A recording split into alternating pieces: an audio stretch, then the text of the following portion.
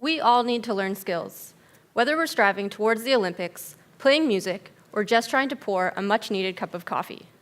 And we learn by practicing something over and over again, coupled with feedback, which drives changes in our brain that underlie learning. But we can learn in different ways, so we're going to practice a little task in 2 of those ways. If you are on the right side of the room, when I say go, pretend you are throwing a dart. Act out the movement. And on the left, close your eyes and imagine yourself throwing a dart. Ready? Go.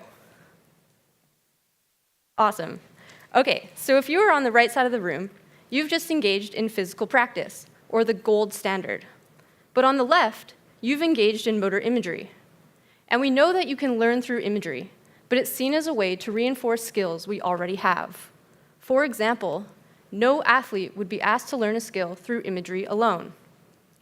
But I'm really interested in using imagery to recover after brain injury, such as stroke. Now, strokes can send you back to square one, so that you have to relearn mastered skills, like pouring a coffee. And because strokes can affect your ability to move, physical practice or therapy is not always possible. So how do we practice something if we can't move? Well, we can use imagery. But in this scenario, imagery is no longer being used to reinforce skills we already have, but is instead being used to relearn skills from square one.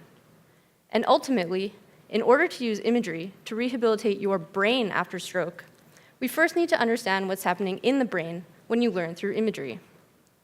So for my PhD, I want to understand imagery-based learning to optimize relearning. And to do this, in my final project, you're going to become an expert dart player. In a lab, not a pub, you will throw lots of darts over lots of days. Sometimes you'll practice through imagery, and other times you'll practice physically. Now, darts is great because performance can easily be measured. We can tell if you hit the bullseye or if you hit the wall, and we can tell if you had good form through video replay.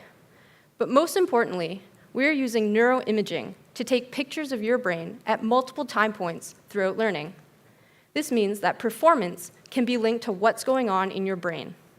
And so using this training study to capture both brain activity and performance, and linking the 2 together, we will understand how imagery can be used to learn a skill we haven't already mastered. As well, how imagery should actually be combined with physical practice to leverage its effects for better learning. And at the end of the day, my PhD informs on the application of imagery, whether you want to go to the Olympics, learn a new song, or relearn how to pour the perfect cup of coffee. Thanks.